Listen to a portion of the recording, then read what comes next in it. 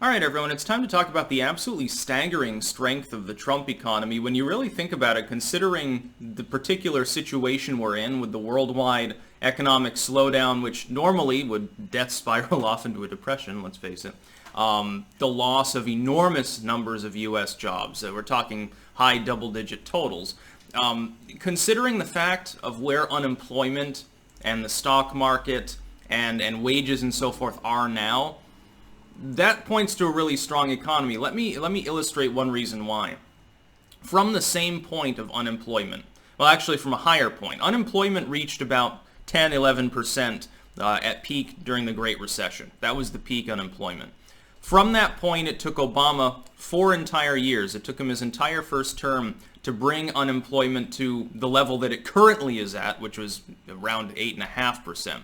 Despite the fact that Trump did that in 2 months, 3 months technically. 3 months from a point of 13, 14% unemployment. Now, there is one differential. The V-shaped recovery that we now have experienced, thank goodness it happened. It would have gotten messy if it hadn't.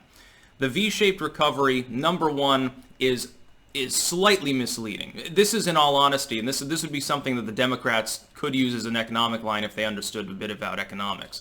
Some of the jobs that are coming back are part-time as opposed to formerly full-time. These people are partially employed, essentially. And it's predominantly not new jobs, it's just jobs coming back after people were temporarily laid off. Companies are essentially bringing back parts of their workforce as they're able to, because the government is throttling back the paranoia a little bit, the paranoid coronatarian response. So it's not really new jobs that's being created. But technically speaking, peak Great Recession, some of those were as well. If you look at the growth of the economy in general as a measure of how robust it is, unemployment is a big component. It's funny, like when Buttigieg and these others, they say, well, Mr. Trump, the stock market's not the economy. The stock market is a partial measure of the economy that deals with investment.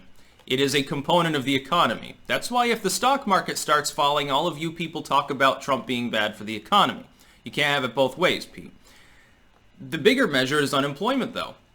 If unemployment is now well below 10%, that's great. And they should just be unequivocally celebrating that now. You're considering some of those jobs are permanently lost. I would expect that for this next month, you'll add maybe 1 million jobs. Unemployment will tick down to 8% or something. That's reasonable. Again, considering the few months that have been had to actually recover things, and considering the absolutely drastic nature of the initial lockdown, Trump has done a better job than virtually anyone could have possibly predicted. I didn't expect the recovery to be quite this quick. In all honesty, if we re-elect Trump, within a year we won't be in a recession, which is great news. My fear is that if we elect Biden, we'll continue a recession for numerous years to come. You'll have less investment confidence. You will see a tax hike, which will throttle back growth. Now, even if he keeps to his pledge, which I don't believe as far as I can throw it, which it's immaterial, so I can't throw it at all. Even if I believed Biden when he says, I'm not going to raise taxes on anyone making under $400K a year, again, it's bullshit, but let's just be devil's advocate and assume that's true. Your taxes will still go up generally because the tax cuts that Trump passed will be allowed to expire and not be renewed. They have to be renewed in a few years in order to not go away. Trump wants to make parts of it permanent, and in fact wants to add on to it by getting rid of the payroll tax. The Democrats are literally campaigning on wanting to continue punishing entrepreneurs and small businesses through the payroll tax. If the payroll tax were rescinded, do you realize how many fewer thousands of dollars a year I'd have to pay? For people who are self-employed, that's a big problem. I personally think that we should be incentivizing people to do something part-time as an entrepreneur on the side at a much lower tax rate to make even more economic growth. It would incentivize people who are already working to pick up something else for 4 or 5 hours a week and make money hand over fist, and it would increase U.S. purchasing power and U.S. economic output. It would reduce the reliance potentially on imports. Of course, all of these economic proposals are things we could do today. We could have a national initiative to try to get all those bored suburbanites with the quarter-acre lots to have home gardens. We could reduce our food importation and compost and save the trees and all sorts of things. And biodiversity, we could do all sorts of wonderful things. If we get a Biden presidency, we're never going to achieve them. Essentially, Biden's presidency, here's what I've said. I made a video months ago and got crucified by some people for it because I said, don't worry, if Biden's elected, it's not like the end of the republic or something. People are like, well, yes, it will be. He'll take all your guns. He'll take all your money. We'll go into a depression. No, but it will be tough times. Whereas Trump, despite a massive epidemic that people totally overreacted to, a complete nationwide lockdown to the point where the whole fucking world basically for 2 months was a ghost town. Despite all of that, our economy has largely recovered already in only a few months. It hasn't even taken half a year. The lockdowns March and April basically, and now look where we are. We had 14% unemployment. We had Great Depression nearly levels of unemployment in the country, and it's half of the rate it was almost now. Give it one more month, it'll be below 8 presumably. A bad jobs report would be just 1 million jobs added. That's pretty good under any other circumstances. The Trump economy must be extremely structurally robust. Can you imagine if this had happened under Obama? Do you honestly think it wouldn't have taken him a lot longer to oversee the recovery?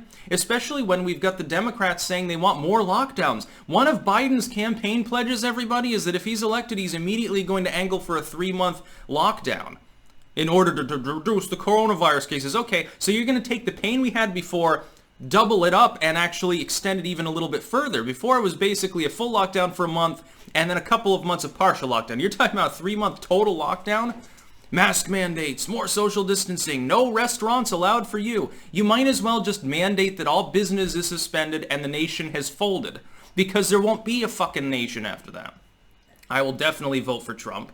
And one reason is, honestly, for my wallet, not just because of the nice tax cuts that he wants to give me and already has and will extend. Not just because of that. That's the selfish side.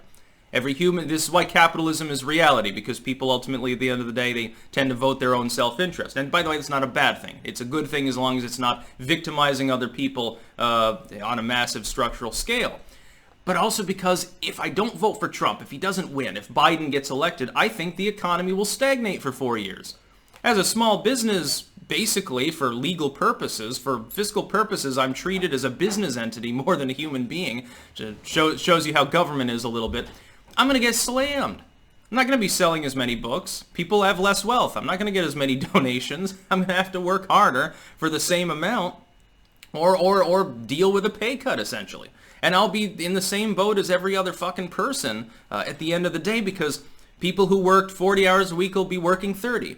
People will work every other day because businesses will be perpetually at 50% capacity. About the only groups in the entire country that'll do well are entrepreneurs that are like making custom face masks and stuff. You know, and I've got my macrame face mask and branding and stuff like that, and most of that will come from China, of course, printed on demand. Those are the end delivery services, Uber Eats and stuff. Those companies will be fine. That's about it.